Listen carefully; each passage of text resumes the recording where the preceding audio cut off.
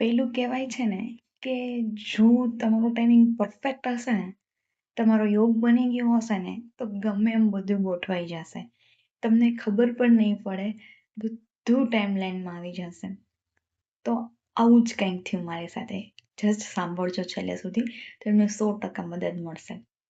કે મારી ફ્રેન્ડનું શ્રીમંત છે, તો મતલબ એને મને ફોન આવ્યો કે ક્રિષ્ના યાર મારે અમુક વસ્તુ જોઈ છે જે અહીંયા નથી મળતી, તો તું લઈ આવી દેજે ને. એટલે મેં કીધું યાર આટલો મોડો કેમ ફોન કર્યો, હું કાલે જ તો હજી ગઈ હતી, તો લઈ આવત ને. એટલે મેં એને કીધું હવે જો કે મારા આંટી ફ્રી હોય અને આવે તો અમે લોકો જાશે. અને હું મારા આંટી પાસે ગઈ તો આંટી બહાર ગયા હતા. એટલે મેં એને ફોન કર્યો એન્ડ વિચારો શું થયું કે એ ત્યાં જ હતા. જેવું મારી ફ્રેન્ડે મને કીધું હતું કે મારે એવું લેવું છે, તો મારા આંટીને મેં કીધું અને એ લોકો ત્યાં પહોંચ્યા, મને વિડીયો કોલ કર્યો, બતાવ્યું અને એને જે જે આઈટમ કીધી હતી, જે વસ્તુ એને સર્ચ મારી હતી, એનાથી પણ બહુ જ મસ્ત 1 જ કલાકની અંદર બધું લેવાઈ ગયું. એનો ફોન આવ્યો અને એ જ 1 કલાકની અંદર એની બધી વસ્તુ આવી ગઈ. મતલબ હું શોક કે આ બધું આટલી ઇઝીલી થઈ ગયું. લાઈક મેં જસ્ટ વિચાર્યું અને કોલ કર્યો અને આ જ કોલમાં વધીને 1 કલાકમાં મારી બધી વસ્તુ લેવાઈ ગઈ.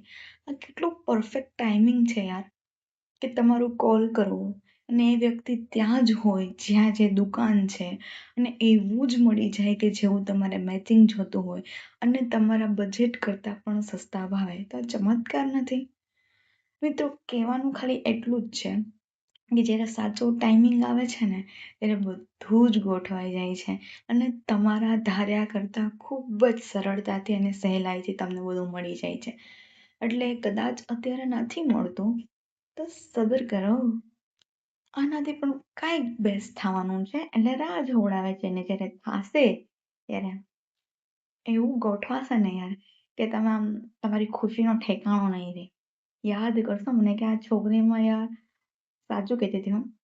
એકવાર ટ્રાય કરી જુઓ, વિશ્વાસ રાખો તમારા ટાઈમિંગ ઉપર, તમારા ભગવાનના ટાઈમિંગ ઉપર, યુનિવર્સના ટાઈમિંગ ઉપર. જે થશે એ જોરદાર થશે, બહુ બેસ્ટ થશે. Thank you. હર હર મહાદેવ.